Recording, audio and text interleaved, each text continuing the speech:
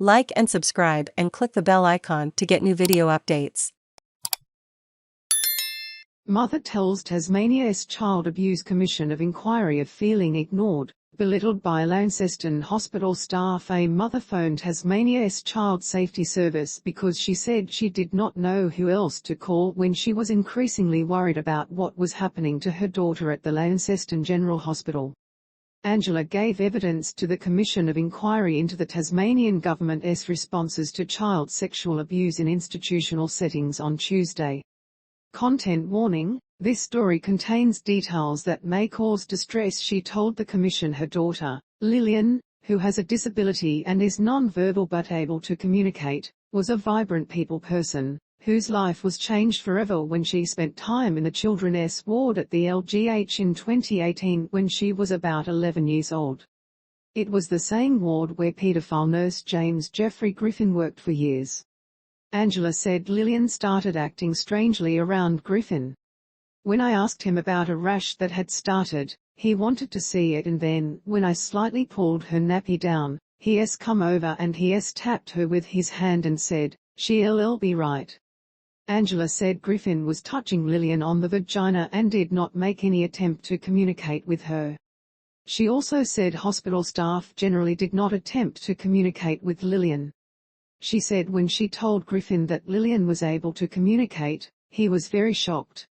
Over the next couple of days was when things got worse, Angela said.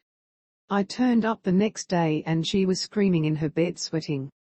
The blinds were all pulled down, and this was the room right outside the office of the ward. I've just barged in there and seen her, and I've got her up and gave her a cuddle, and then I gave her a shower, and she had cream everywhere all over her vagina. It was just plastered on there. It wasn't normal. It is not right. Angela said she noticed Lillian had an injury to her vagina. I was running in and out of the hospital crying because I just could not understand what was going on with her, and the doctors would not listen to me. No one was listening to me. No nurse was telling me what was going on, who was putting cream on her, nothing like that. Angela said that was why she called Child Safety Services. I didn't know who else to call. She said she asked Griffin about the cream. She said the head nurse told her she could make a complaint.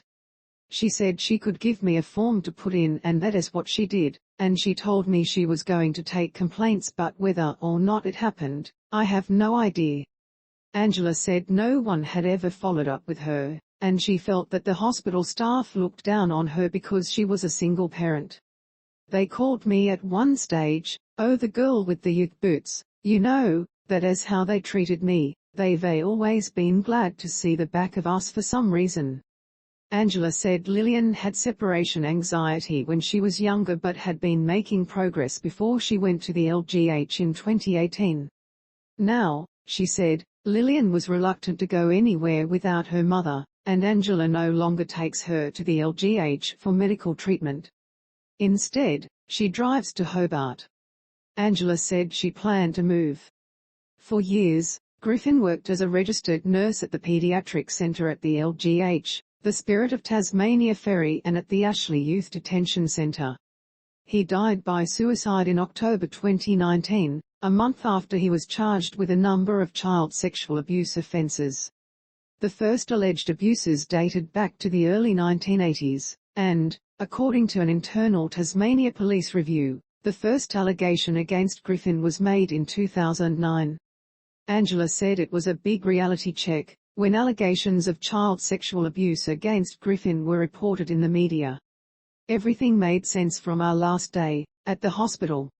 It was a big shock, she said. The Commission of Inquiry is holding 6 weeks of public hearings in Hobart and Launceston over the coming months. Its particular focus areas are the Health and Education Departments, Launceston General Hospital, Ashley Youth Detention Centre, and the state's out-of-home care system.